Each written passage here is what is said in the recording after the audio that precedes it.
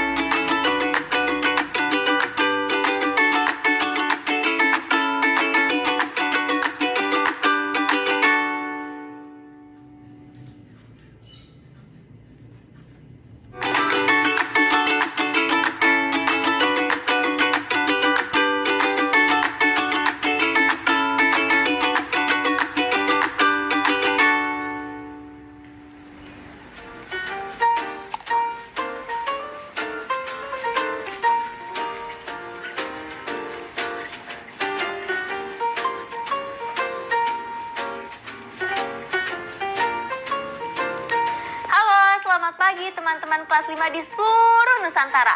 Bagaimana kabar kalian hari ini? Semoga sehat selalu ya. Pagi ini Kak Kinan sedang membaca buku sambil makan buah. Membaca buku itu menyenangkan loh teman-teman. Dan makan buah itu sangat penting bagi kesehatan kita. Kalian sedang baca buku apa hari ini? Dan sudahkah kalian memakan buah? Oh ya, sebelum kita memulai pelajaran hari ini, jangan lupa ya kita untuk berdoa agar ilmu yang kita dapatkan bisa diterima dengan baik dan bisa bermanfaat.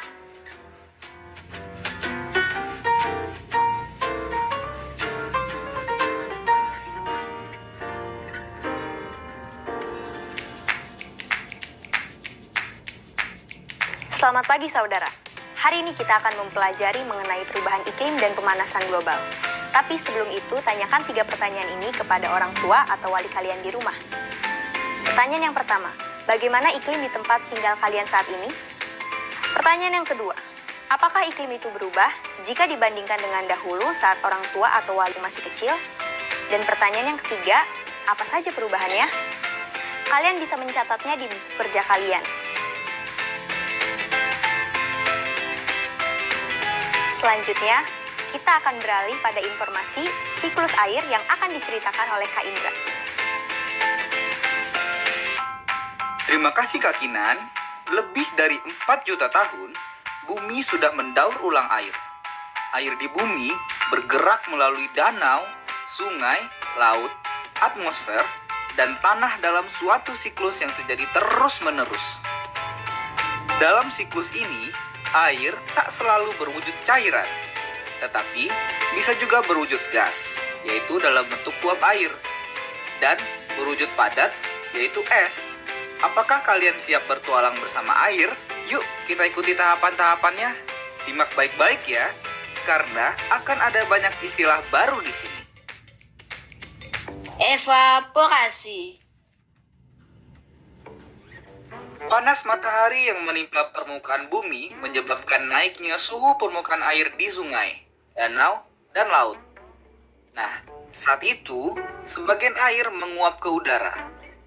Hasil penguapannya disebut uap air. Pohon dan tanaman juga mengalami penguapan dan disebut transpirasi.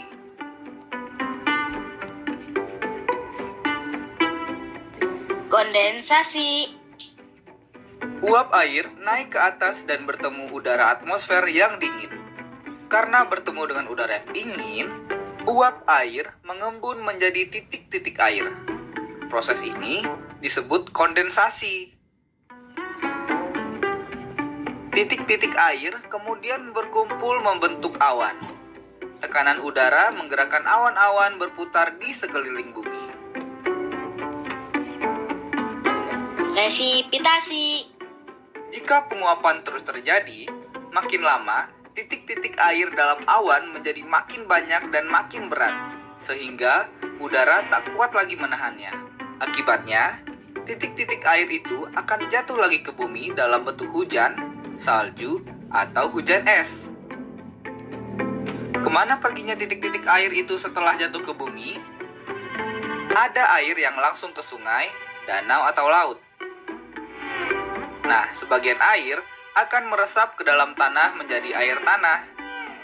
Juga diserap oleh akar tanaman. Nah, kemudian siklus yang menakjubkan itu berulang kembali. Makin banyaknya tanaman dan pohon-pohonan membuat air yang diserap juga makin banyak. Akar-akar pohon menahan air dalam tanah sehingga cadangan air bersih menjadi lebih banyak. Dari situ muncul mata air segar. Merekalah penyedia air bersih untuk berbagai macam kebutuhan makhluk bumi. Sayangnya, saat ini banyak pohon yang ditebang. Jika demikian, tentu ketersediaan air bersih jadi berkurang, bukan?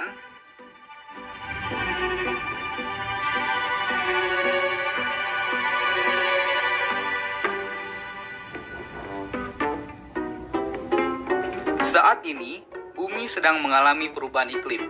Salah satu penyebabnya adalah pemanasan global.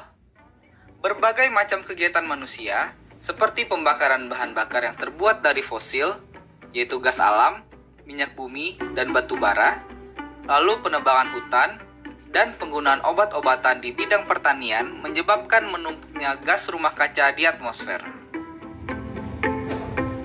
Penumpukan gas rumah kaca tersebut menyebabkan suhu bumi memanas.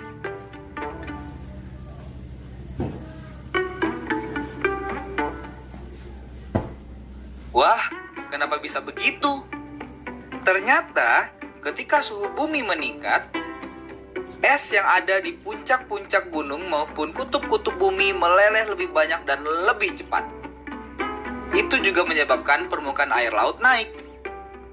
Akibatnya, pulau-pulau bukan saja beresiko terendam banjir, tapi tenggelam dan hilang. Apa yang bisa kita lakukan untuk menghambat pemanasan global ini ya? Nah, itu tadi cerita dari Kak Indra. Setelah kalian mendengarkan penjelasan mengenai siklus air dan dampak perubahan iklim, sekarang saatnya kalian menjawab pertanyaan berikut ya. Selamat menjawab. Kita jawab sama-sama ya. Apa yang terjadi setelah permukaan air dan tanaman memanas akibat terkena sinar matahari?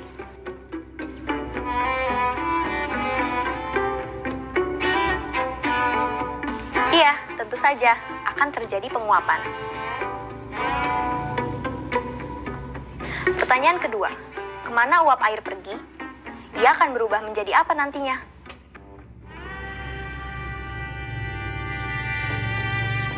Iya benar, uap air berbentuk gas dan akan bergerak naik ke udara. Di udara, uap air akan terkondensasi menjadi titik-titik air yang kemudian berkumpul menjadi awan. Selanjutnya, kemanakah perginya titik-titik air yang jatuh kembali ke bumi?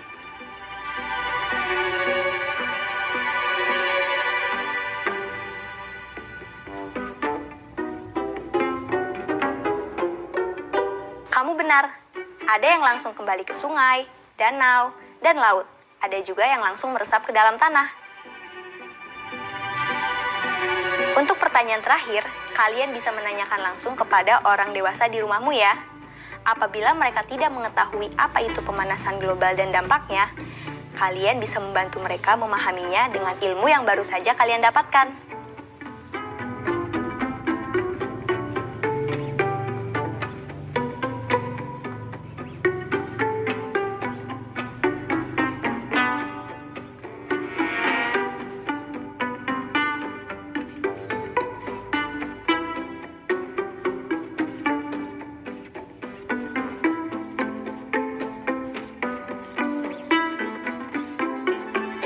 Kata baruku.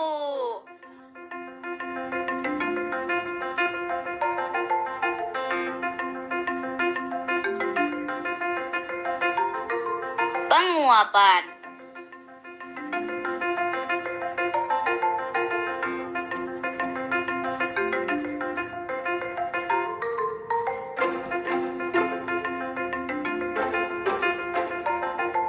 Perubahan bentuk uap air menjadi titik-titik air.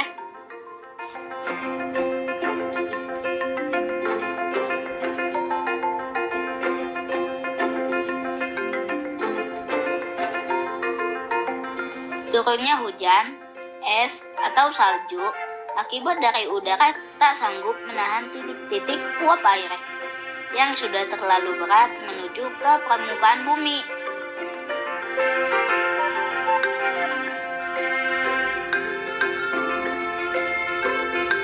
Penguapan dari permukaan daun tumbuhan.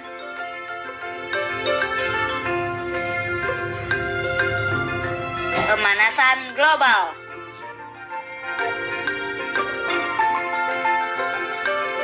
Kondisi peningkatan suhu bumi akibat terlalu banyaknya penumpukan gas rumah kaca.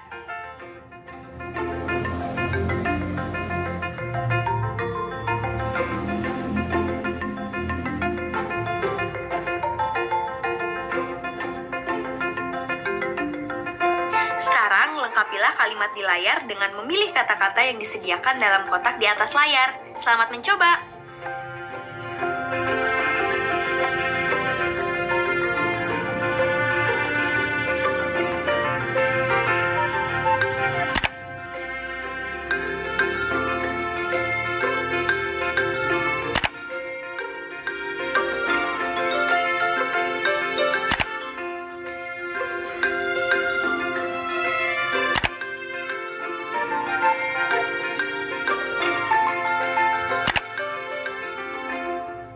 Ini dia kunci jawaban yang benar. Pasti kalian benar semua ya jawabannya. Kalian sudah menyaksikan informasi tentang siklus air yang menakjubkan dan perilaku manusia yang berhubungan dengan perubahan iklim yang terjadi belakangan ini. Berdasarkan informasi yang sudah kalian pelajari, tulislah dampak perubahan iklim tersebut bagi manusia ke dalam bagan berikut ini.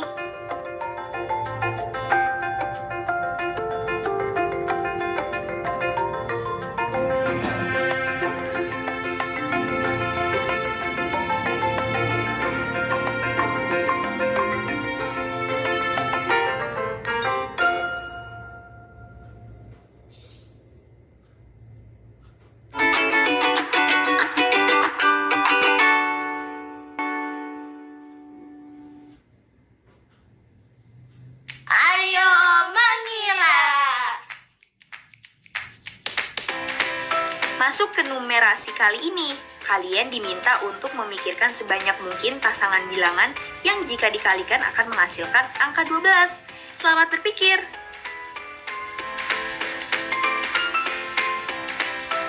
Bagaimana? Mudah kan? Apabila kalian mengalami kesulitan, kalian bisa memasukkan angka paling kecil terlebih dahulu. Misalkan angka 1. Angka 1 dikalikan berapa ya agar menjadi angka 12? Tentu saja dikalikan angka 12. Lalu setelah 1 ada angka 2. 2 dikalikan berapa ya agar menghasilkan angka 12? Tentu saja angka 6. Setelah itu angka 3. Angka 3 dikalikan berapa ya agar menghasilkan angka 12? Tentu angka 4. Dan berlaku sebaliknya. 4 kali 3, 6 kali 2, dan 12 kali 1. Mudah kan? Kalian juga bisa menghitungnya dengan menggunakan pembagian loh.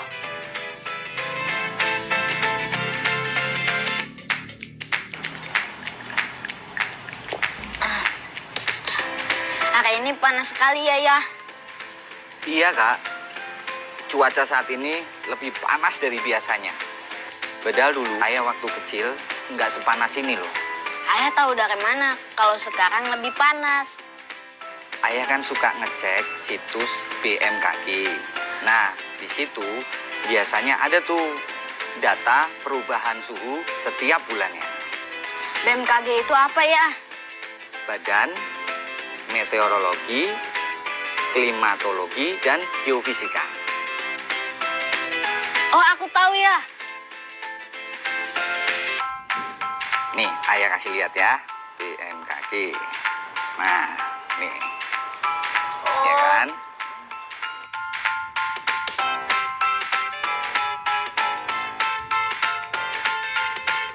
Lihat ini, tampak garis merah selalu berada di atas garis biru. Pada grafik, makin tinggi posisi garis, makin tinggi pula suhu udara yang ditunjukkan. Artinya, suhu udara tahun ini memang lebih tinggi dibanding suhu udara 10 hingga 30 tahun yang lalu. Kondisi ini dikenal dengan nama global warming atau pemanasan global.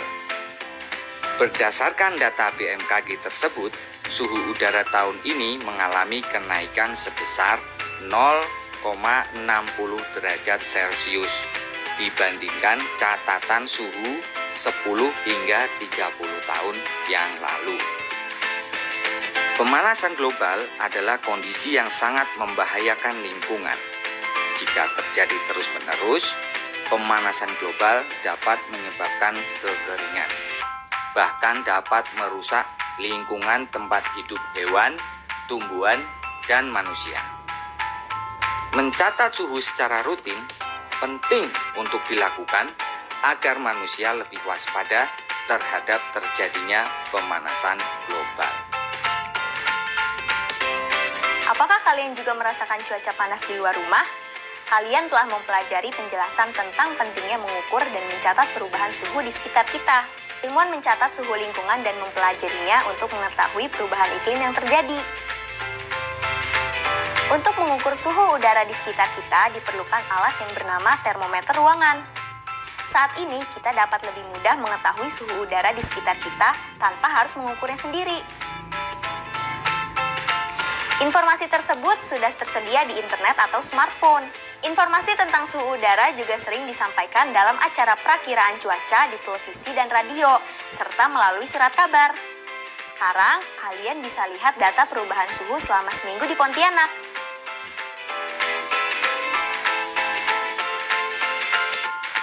Kali ini kita akan membuatnya dalam bentuk diagram garis.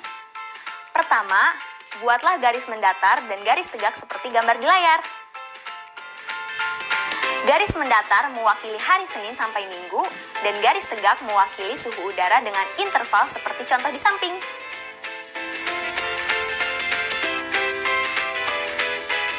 Siapkan pensil warna dan buatlah titik pada pertemuan hari dan suhu yang sesuai. Kita ambil contoh dengan menggunakan data suhu udara di kota Pontianak tadi. Buatlah titik pada perpotongan garis yang menunjukkan hari Senin dan suhu 29 derajat Celcius.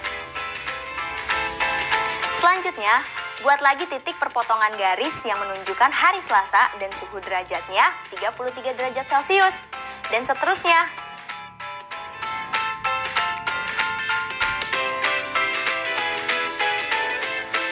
Setelahnya, kita hubungkan titik-titik tersebut menggunakan garis dengan warna yang sama. Hasilnya akan menjadi seperti ini nanti. Mudah kan? Sekarang, coba kalian buat grafis yang sama menggunakan data suhu di kotamu selama seminggu. Lalu, masukkan data ke dalam diagram garis. Selamat mencoba!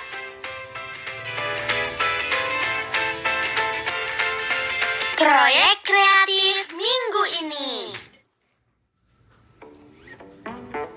Setelah tadi kalian mempelajari mengenai dampak perubahan iklim, serta pembuatan grafis garis pada data suhu mingguan, sekarang saatnya kalian mempersiapkan proyek kreatif minggu ini. Proyek minggu ini adalah menulis teks berita dan menyiarkannya. Sebagai sumber inspirasi, kalian bisa membaca teks berita. Kalian dapat menggunakan kalimat-kalimat yang serupa dengan kalimat teks berita tersebut.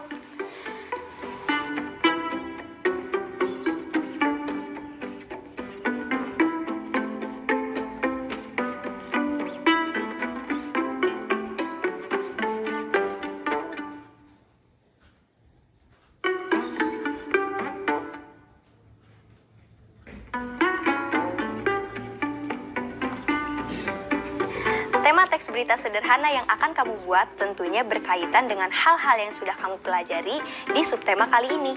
Yang pertama, perubahan iklim. Yang kedua, pemanasan global.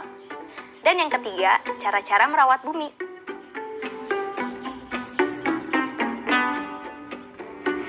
Di hari pertama, buatlah rencana dan persiapan proyek. Ikutilah bagan berikut untuk mempersiapkannya. Selamat berkreasi!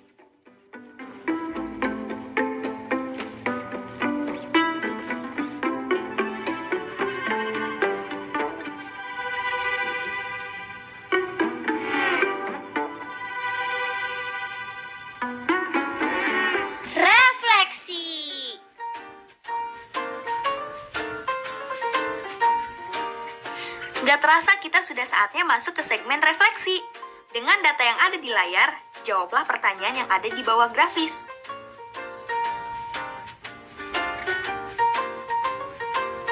Sekarang kita jawab bersama-sama ya.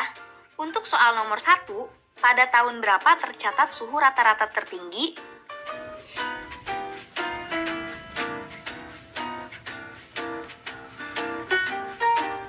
Tentu saja, suhu tertinggi terjadi pada tahun 2016.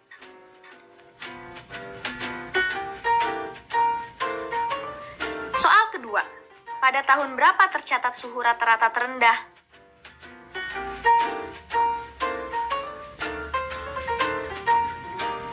Jawabannya, suhu terendah terjadi pada tahun 2011. Lalu, pada tahun berapa tercatat suhu rata-rata naik?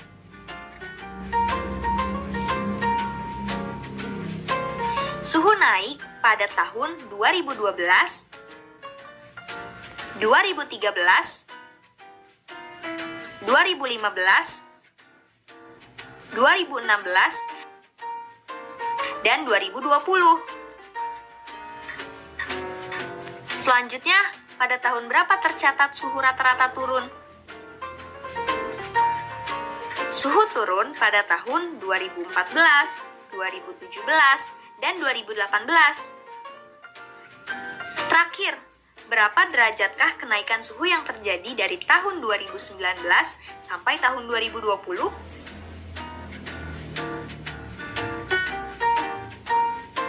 Suhu naik adalah 0,20 derajat Celcius.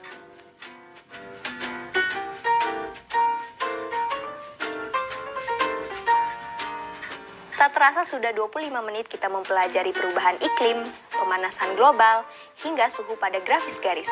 Semoga pelajaran hari ini bisa berguna bagi kita semua. Saya Kak Kinan undur diri dulu, sampai jumpa besok. Salam!